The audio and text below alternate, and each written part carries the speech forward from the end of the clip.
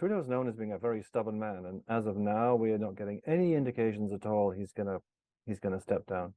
Like most families, sometimes we have fights around the holidays.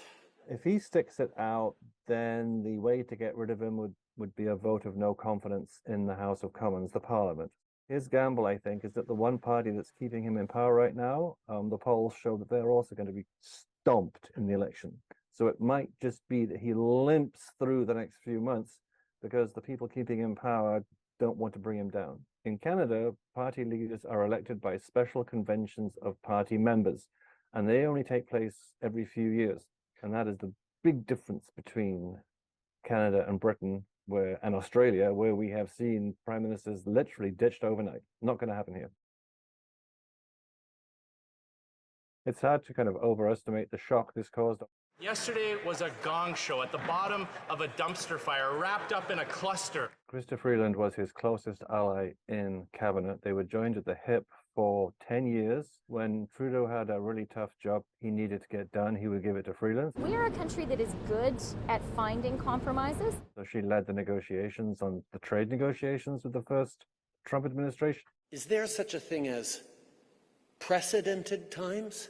And if so, could we please have some of those? I went with him on his first trip in November 2015 to Manila for a summit, and he was literally mobbed. I mean, previous prime ministers have been stodgy white men, to put it bluntly. And here you had this young guy who was promising sunny ways. It was Trudeau mania. So you have people very unhappy about rising prices, people very unhappy about the sheer cost of housing. And he's been in power 9 years. And regardless of how good you are, well, after 9 years, people kind of get a bit fed up with you.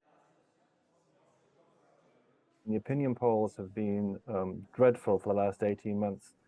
It's quite clear that if there were an election now, his Liberal Party would be absolutely crushed. Right now, it's just backbench Liberal legislators, and you could argue they're malcontents, they're unhappy they're not in cabinet, fine. But he has a 38-strong cabinet. If any of those people come out and say, we love you, but it's time to go, then it's hard to see how he could continue. Tariffs will make our country rich. Well, the stakes are that Donald Trump comes to power on January 20th, promising to impose 25% tariffs on all Canadian imports, which would be devastating because Canada is very heavily reliant on the states for its economy. The federal government under Trudeau and the premiers of the 10 provinces in Canada were supposed to unite. The provincial premiers have already come out to say, look, and two of them have used the word chaos. If the various elements of Canadian governments are all on different pages, well, it could get very ugly.